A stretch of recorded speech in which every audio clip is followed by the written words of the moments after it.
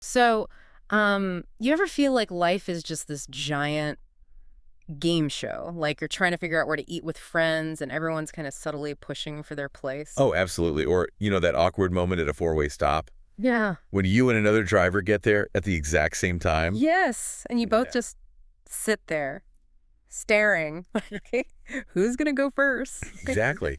Uh-huh. Or even like the silent war with your flatmate over who's finally going to tackle that mountain of dishes in the sink. It feels small, but Definitely a thing. right. These aren't just, random moments. They're actually strategic choices. Little games we're playing constantly, even if we don't consciously think about it that way. Okay, so we're not talking like actual board games or video games here. This is something deeper. Precisely, yeah. Huh. We're talking about game theory. It's basically the study of how people make decisions when the outcome hinges not just on your choice, but critically on what other people decide to do. Ah, It's all about those real-life interactions, cooperating, competing, trusting someone, maybe bluffing a little, deciding when to speak up or when to just stay quiet. It's complex. so back to my flatmate. Them forgetting the dishes for the fourth day running and me internally debating, do I say something again or just do it to avoid the hassle? That's a game. Totally.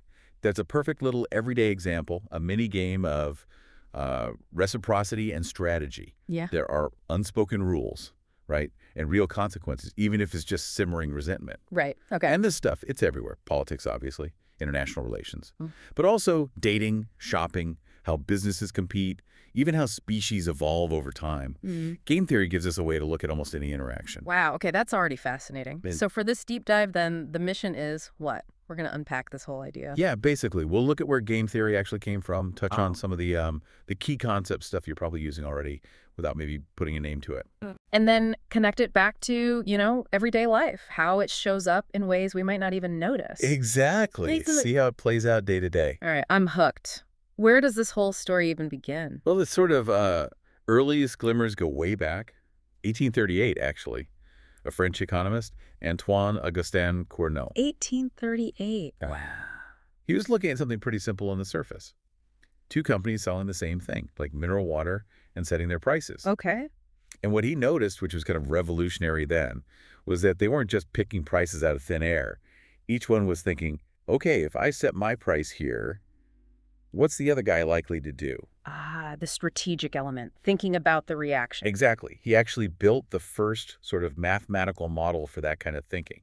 Strategic interdependence, they call it. So it started with business, not war or something. That's interesting. It is, yeah.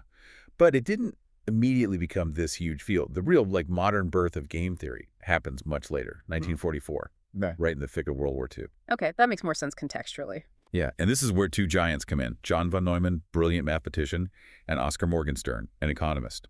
They published this landmark book, Theory of Games and Economic Behavior. Theory of games and economic behavior. Or- Quite a title. Yeah. And yeah, the timing, right in the middle of a global war. Must have hit differently then. Oh, massively. I mean, think about it. Wartime strategy is all about anticipating your opponent's moves. Right. Every decision, troop movements, resource allocation, Yeah. it's all deeply strategic interaction. Makes sense. Game theory provided a formal way, a mathematical way to think through these incredibly high-stakes situations. And it became absolutely crucial later during the Cold War. Concepts like mutual assured destruction, Gandhi. anti, terrifying concept, right? But the Yeah. logic behind it.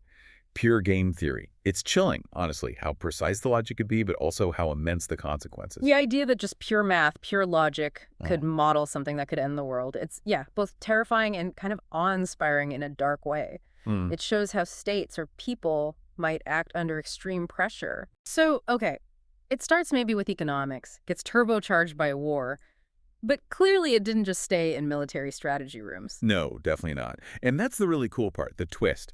Pretty quickly, game theory just exploded outwards into economics in a much bigger way. Political science, biology, evolution is full of game theory, sociology, psychology. Everywhere, basically. Pretty much. Yeah. Because, well, it turns out life is this incredibly complex web of games.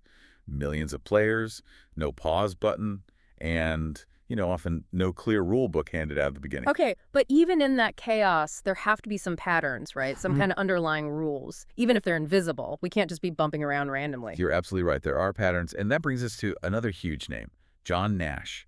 an American mathematician. In 1950, he introduced this idea. I eventually won him a Nobel Prize for it, actually. Yeah. The Nash Equilibrium. Nash Equilibrium. Okay, I've heard of that. What is it, in simple terms? Okay, so imagine a situation in a game, right? A point where no single player can improve their own situation just by changing their strategy. If everyone else keeps doing what they're doing, it's a kind of stable point. So, like that traffic standoff again. I'm staying put if you're staying put, because if either of us tries to jump the gun, we might cause an accident or just make the wait longer for ourselves. That's a perfect analogy. Yeah. Yeah, everyone might be kind of stuck in a situation that's not ideal, like being stuck in traffic, or two companies locked in a price war, constantly matching cuts. Right, hurting each other's profits. Exactly. Neither one can make themselves better off by suddenly raising prices alone, Yeah. right? They're kind of locked into this equilibrium. It might be suboptimal for everyone, but it's stable. You see it everywhere. Fashion trends settling, teams playing defensively. Got it. That makes a lot of sense. But, okay, here's the thing.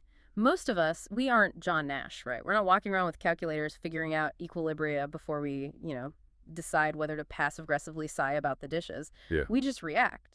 And that is a hugely important point. Which leads to another key idea, bounded rationality. This comes from Hobart Simon, another Nobel winner. Bounded rationality, okay. It basically acknowledges that, yeah, we humans try to be rational, we want to make good choices, but we're limited, fundamentally limited. How so? Well, we don't have perfect information about everything. We don't have infinite time to weigh every single option. Our brains have processing limits. We get tired, we get emotional. Right. So Simon's idea is game theory might give you the perfect map, the perfectly rational path. But real humans, we might not even have the map, or we might only glance at it. Yeah. We don't always use the GPS, We get distracted, take shortcuts, make decisions based on gut feelings, or just how tired we are. So we're making moves in these complex games, but we often don't fully grasp the rules, and we're using strategies we haven't really thought through. That's kind of humbling. It is. It really is. Yeah. But even within those bounds, even when we're being irrational, we still often follow predictable patterns. And that's why game theory is still so incredibly useful, even if it doesn't describe perfect human behavior. It helps explain why we end up doing things that might seem illogical later. Okay, this is great. We've got the origins, these key concepts like Nash equilibrium, bounded rationality. But let's really bring it home now. How does this stuff actually play out? Let's get into some classic scenarios people might recognize from their own lives. Perfect. Let's talk about, the group project, the bane of many students' existence. Ugh, don't remind me, the dreaded group project. You know the one, right? Yeah. You bust your gut, stay up late, do your part perfectly, and then you find out one team member basically did nothing. But they're going to get the same grade as you. Oh, yes. The absolute worst. And your first thought is, like, why did I even bother? Next time, maybe I just phoned it in, too. It feels so unfair. Exactly. That feeling, that internal conflict. Should I cooperate and do the work, or should I protect myself from being exploited? Yeah. That is the absolute heart of probably the most famous concept in all of game theory, the prisoner's dilemma. The prisoner's dilemma. Okay, yeah, heard the name, definitely. But it's always good to get a refresher. Lay it out for us. Right. So the classic story goes like this. Two partners in crime get arrested. The police separate them immediately. No communication possible. Okay, separate rooms. Got it. And the prosecutor offers each one the exact same deal, they say. If you betray your partner, you confess, and your partner stays silent, you walk free. 0 jail time, your partner. They get the maximum sentence, say 10 years. Ouch. Okay. 2, if you both betray each other, you both confess, you both get a moderate sentence, let's say 5 years each. All right. Both singing like canaries. 3, if you both stay silent, you cooperate with each other against the police. They can only pin a lesser charge on you both, maybe 1 year each. Okay, so silence is clearly the best collective outcome. Only 1 year each. Right. That's for the pair of them. But here's the dilemma. Put yourself in one prisoner's shoes. You can't talk to your partner. What do you do? Well, if I stay silent, I risk my partner betraying me, and then I get 10 years while they walk free.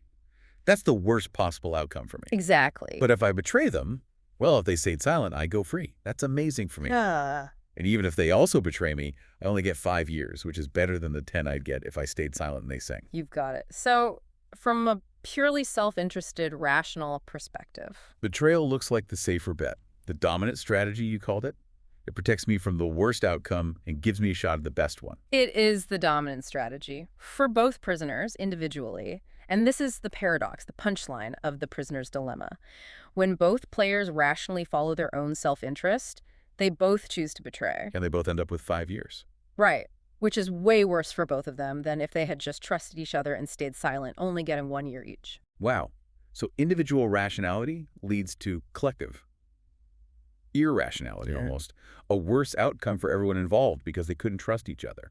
That's powerful. Incredibly powerful. It shows how easily self-interest can undermine cooperation, even when cooperation would be better for everybody. And you're saying this isn't just a theoretical puzzle? This plays out all the time. Oh, constantly. All around us. Think about international relations again. Countries trying to negotiate climate change treaties or arms control. The best outcome is everyone cooperates. But each country fears that if they cut emissions or disarm, the other countries might cheat, gain an advantage. So they hesitate or defect from the agreement. Classic prisoner's dilemma. Absolutely. Or think about relationships. People playing mind games, not being honest about their feelings because they're scared of being vulnerable. Fear of the other person betraying that vulnerability. It leads to misunderstandings, breakdowns.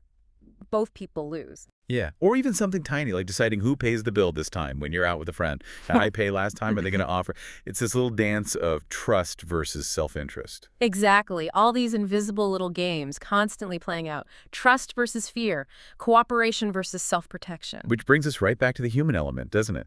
Because game theory, at its core, assumes these perfectly rational players. But we've already established that's not really us. Not really, no. That's where the textbook models meet the messy, complicated reality of being human.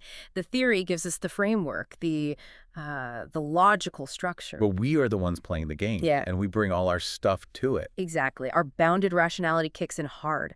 Limited info, time pressure, and yeah, all the emotions. Being tired after a long day. Being angry about something else entirely. Ego, pride, fear of looking stupid. Yeah, I can see that. Like, I remember seeing two coworkers arguing once. Logically, there was a simple compromise available. But they were so dug into their position, so focused on proving the other person wrong. Classic. Their emotions, their egos, completely overrode the rational path to a solution. They got stuck in what was probably a terrible Nash equilibrium for both of them, mutual frustration, stalled project, just because neither wanted to lose face. So even if the smart move, the cooperative move, is right there, our feelings can just blind us to it. Like two friends in a fight, maybe both think the other one is being unreasonable, so neither makes the first move to apologize. Precisely. They might be playing a blame game or a who's more hurt game, fueled by assumptions, maybe past hurts, so they both stay defensive, maybe escalate things. And the friendship suffers. That's a game lost right there. They stumble into this bad outcome without even realizing they were in a game until it's too late. Wow. Okay, so it really sounds like emotions are constantly battling logic. Ego wants to win, fear wants to avoid pain. And sometimes, maybe we're not even playing the game that's actually happening. We're reacting to some imaginary game based on our own assumptions. That is such a critical insight, and it points towards where the real power lies. It's not just about being smarter at playing the game. It's about becoming aware that you're in one. Awareness. Okay. It's about developing the ability to pause just for a second and ask, wait a minute, what game is actually being played here? What are the real rules? What are the stakes, not just for me, but for everyone involved? So game theory isn't really about learning tricks to manipulate people or win every negotiation. Not at all. Or at least that's not the most valuable way to use it, I think. It's about developing consciousness, recognizing these invisible forces, these strategic dynamics that shape so much of our lives. And that awareness, Yeah, that's what gives you power. absolutely. Because once you see the game, you're not just blindly reacting anymore. You have choices. You can see destructive patterns, maybe in your own behavior or in a relationship, and decide to break them. You can consciously choose cooperation instead of conflict, or understanding instead of trying to score points. Yeah. You can even try to change the rules of the game itself. That feels like a really important takeaway. You know, reflecting on this whole conversation, what strikes me is game theory isn't this abstract thing for academics. It's literally the operating system of our social lives, isn't it? That's a great way to put it, yeah. Every day, countless interactions, big ones, tiny ones, are shaped by these strategic calculations, even if they're subconscious. With our families, friends, colleagues, strangers on the internet. And most of the time, we're just playing along without even realizing there is a game, let alone asking, what's the game here? What's really driving this interaction? Exactly. And maybe the sad part is some people get stuck playing games that are just unnecessary. Games driven by ego or the need for approval or old grudges. Yeah, those sound exhausting. Yeah. And usually everyone loses in the end, don't they? Often, yeah. They lead to those suboptimal outcomes we talked about. But here's the flip side, the empowering part. Understanding the game gives you agency. It lets you change how you play. And winning doesn't always have to be the goal. Right. Sometimes the smartest, wisest move is to recognize a game as toxic or pointless and just refuse to play.